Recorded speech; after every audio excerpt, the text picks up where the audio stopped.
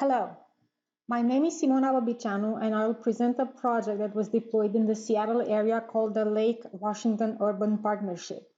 The goal of the project was to reduce congestion on SR 520, this is the one here in blue, that is situated between I-5 and I-405 and is a commuter route between Seattle and the smaller cities of Redmond and Bellevue on the eastern side of the lake. The better part of this corridor is a floating bridge here over Lake Washington. The project received $154 million in grant funding from the FHWA. It is called a partnership because it involves several stakeholders, Washington State DOT, King County, and Puget Sound Regional Council.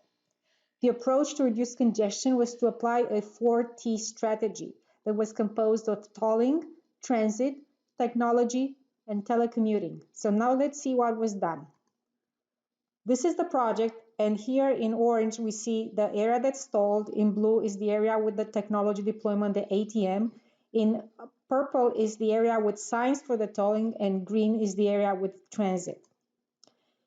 Electronic toll collection is completely automated with a single toll collection location for both directions situated on the eastern side of the bridge. Tolling is the most important component of the project. Tolls are based on time of day, vehicle type, and payment options. The transit bus service already in existence was expanded. New peak period bus trips were added along SR 520, some new routes were created, and new buses were purchased. 2 park and ride lots on the eastern side of the lake were modernized. An ATM system, active traffic management consisting of variable speed limits, dynamic message signs, and lane utilization control signals was installed. And these are the location of the systems. A set of 3 real-time travel time signals provide travel times on alternate routes. Telecommuting was not actively pursued as a strategy. After project completion, the system was evaluated on 4 questions. And while I talk about the questions, I will walk you through the bridge. The first question was, how much was congestion reduced? Deploying the project reduced travel times on SR 520 over Lake Washington and did not increase, here are some variable speed limits, did not increase travel times on neighboring highways. In particular, the average speed on SR 520 improved and stayed above 45 miles per hour consistently, which was a requirement from the US DOT. Travel time reliability also improved. Travel time reliability on neighboring highways, however, fluctuated, and for example, reliability on I-5 and I-405 was negatively affected in the PM peak. As expected, after tolling was introduced, demand for the 520 bridge went down, as evidenced by reduced VMT and congestion. Surveys show that some, but not all people changed their behavior and stopped using the bridge altogether after tolling started.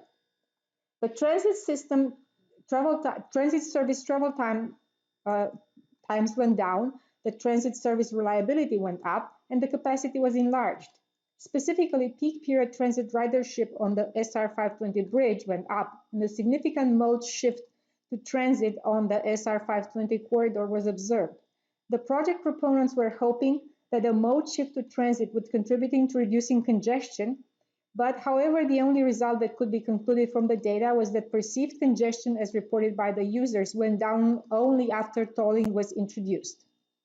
The results of the introducing of the ATM system showed little evidence that travelers changed their behavior, changed their routes among 520, 522, this land route here, and I-90, based on the influence of the ATM signal signs. Relative changes in VMT on these facilities were not observed until after the introduction of tolling. Similarly, no convincing evidence was presented from the data that would have shown that ATM would reduce congestion, crashes, incident duration, or improve traffic flow during incident conditions.